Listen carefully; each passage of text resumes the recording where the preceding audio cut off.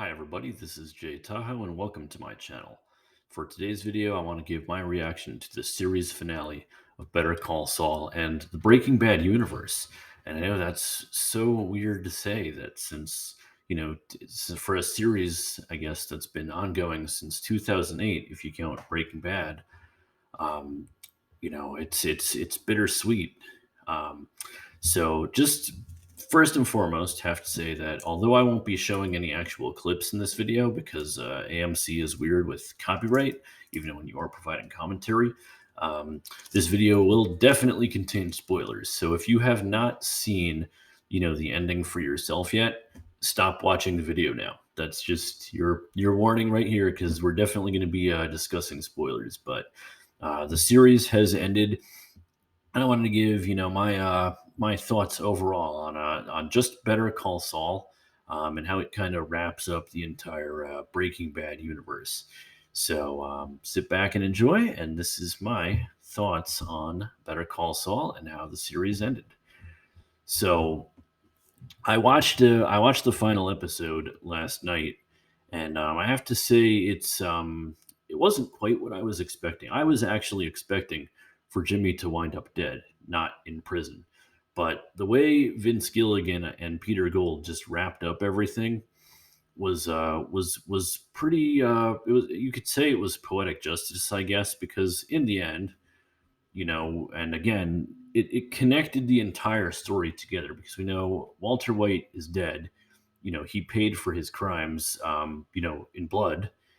So he wound up dead. He got his just desserts.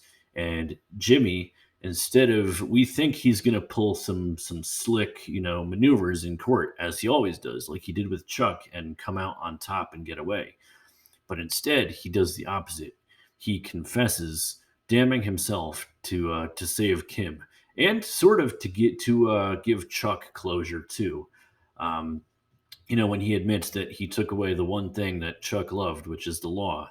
When he became a lawyer, so he kind of got that closure too, and he admitted to himself that Chuck's suicide was largely due to his own actions. So, I was not expecting him to do that, but it was sort of, well, it was a redemption arc, right? I said it's sort of like when Darth Vader throws Emperor Palpatine down the reactor shaft. And after he confesses to all that, and they call him Mr. Goodman, he says, "No, no, it's Jimmy McGill." So sort of he's finally shed the persona of Saul Goodman to become Jimmy again, who can be a decent guy.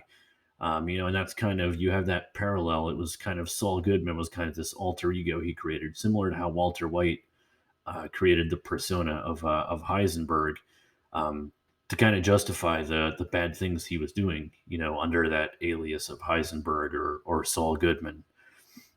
So it's kind of like that, like poetic justice where there was that internal struggle between Saul and Jimmy, and Gene. Well, we'll talk about Gene in a little bit when he's Gene Takovic.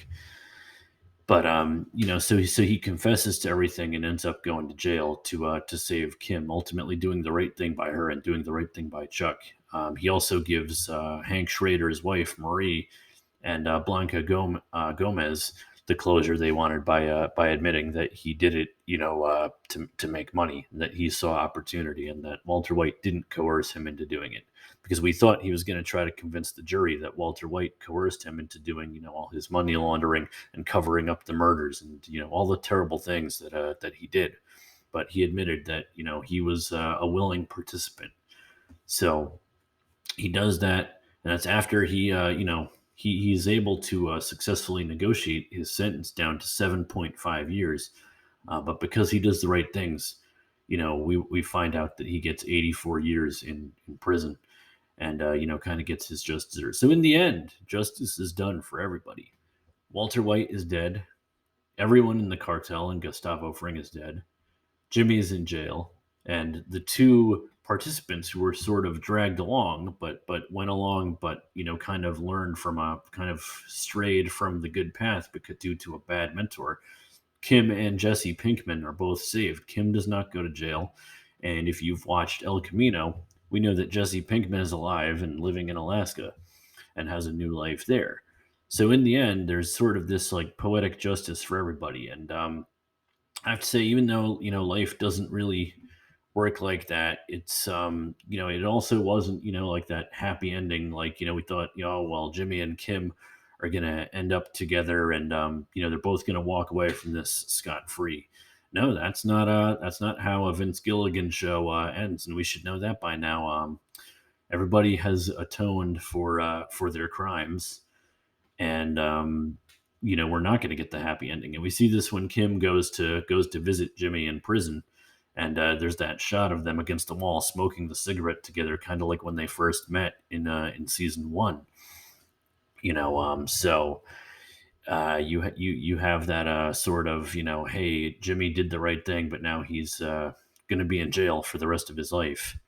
And you kind of see too how when he's in jail and he's preparing like the he's using the mixer to make the buns.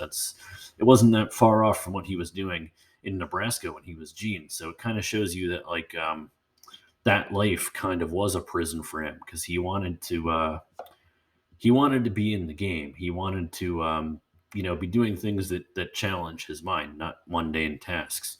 So overall, prison is not that different from what he was doing, when he was at Cinnabon.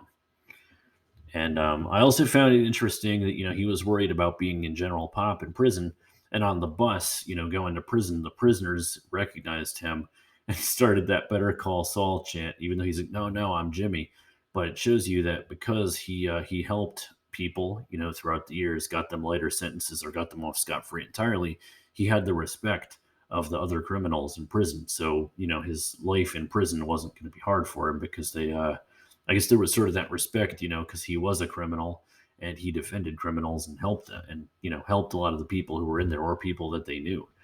So I thought that was pretty cool how it all kind of came full circle, because we thought he was going to get shanked or worse, in prison. But so that was kind of cool to see, and I thought that was a little bit of a karma coming back too, because while he did do a lot of bad things as Saul Goodman, he also did some good. Maybe not for noble reasons, but he did do some good things.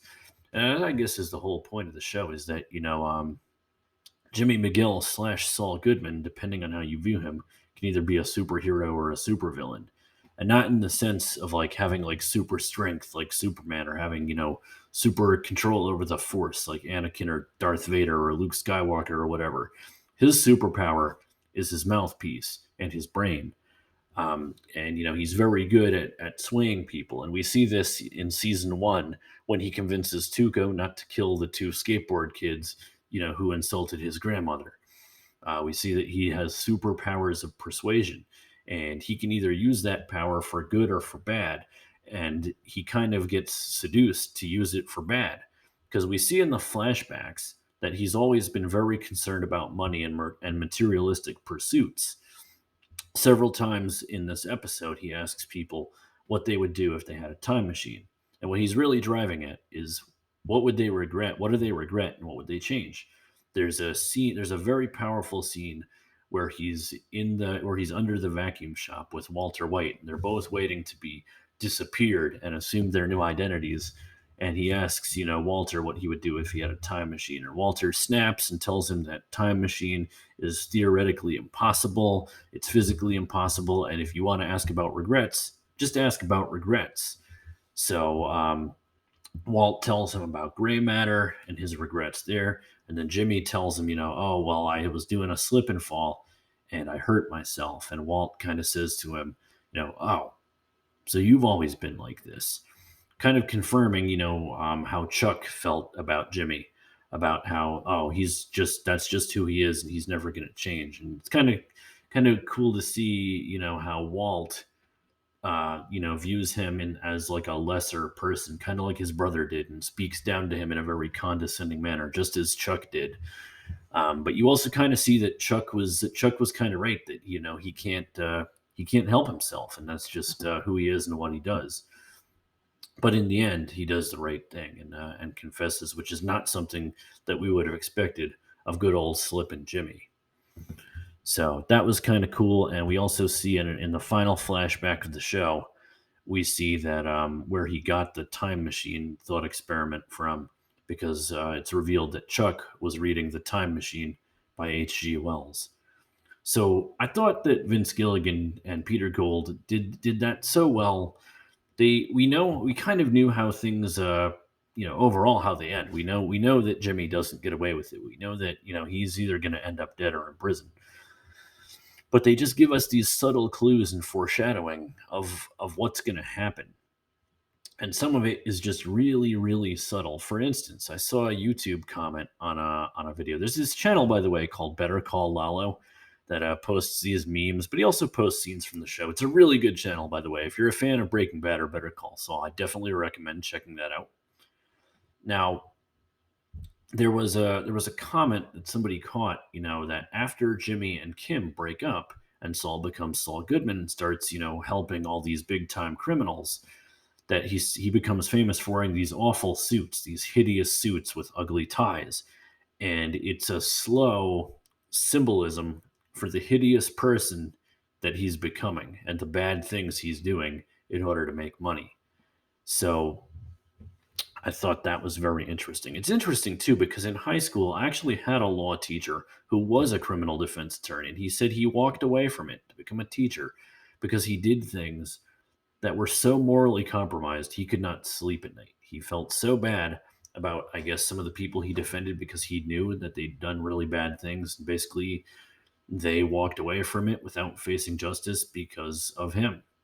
So interesting thing that kind of parallels real life, because I think there probably are real criminal defense attorneys who have some guilt because they know that they've defended some very bad people. And those very bad people have gotten away with doing very bad things, and their victims never got justice because of their actions. And they basically just did it for money. So that's it's definitely like a thing that a recurring theme in real life. So the show was spot on with that. So I think the last couple of episodes here really weaved Breaking Bad and Better Call Saul together really well. The scenes where we see Saul going into the high school to approach Walter White about, basically becoming his consigliere. And, it just weaves the story together so we get that final closure in the end and we know what happens to everybody. So that's kind of my thoughts on the series finale. I thought that it was excellent.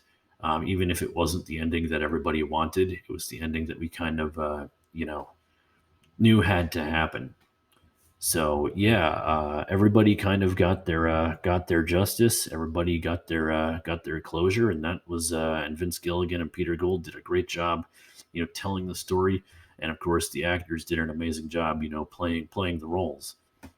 It's kind of bittersweet because we're probably not going to see anything this good for like a long time. I mean, again, this has been going since 2008, so we're looking at pretty much 14 years of the Breaking Bad universe. And full disclosure, I didn't even get into Breaking Bad. I didn't watch it in 2008. I started getting into Breaking Bad, I want to say around like 2012. So we were almost on the final season then, but then I kind of like binge watched like the first three and part of like the fourth, and then watched the final and fifth season of Breaking Bad. So in all, we have, if you combine Better Call Saul and Breaking Bad, we have 11 total seasons, over the course of 14 years. So I don't know. There were rumors once that they were going to do a show about Gus. But Giancarlo is getting in Better Call Saul. It's funny because like it's supposed to be what happened before Breaking Bad, but you can actually tell that Gustavo Fring looks a little older than he did in Breaking Bad. That's because Giancarlo has obviously aged over time. But I'd still watch it, honestly. I think that would be an awesome show. Although they did reveal a lot about Gustavo Fring's path to becoming a drug lord in Better Call Saul. So I don't know how much there is left to flesh out about Gustavo Fring. But yeah, it's bittersweet because this is probably the last of the Breaking Bad universe that we're probably going to get. But overall, I just think Better Call Saul and Breaking Bad, two amazing series. Definitely, and I don't always agree with critics. Like a lot of people really hate the film Norbit. Critics hated the film, The Master of Disguise. I actually thought that those were great. I thought they were hilarious. So I don't always agree with the critics, but I have to say when it comes to Breaking Bad and Better Call Saul, they deserve all the critical acclaim that they've gotten, and then some. Just and I'm not a big TV guy, but these are two series that like definitely like if you have not watched them, I can't recommend enough. And I was highly invested in over the years. So those are my thoughts on Better Call Saul, the series finale. And let me know in the comments below what you thought. Do you disagree with my sentiments? And I will see everybody in the next video. Bye, everyone.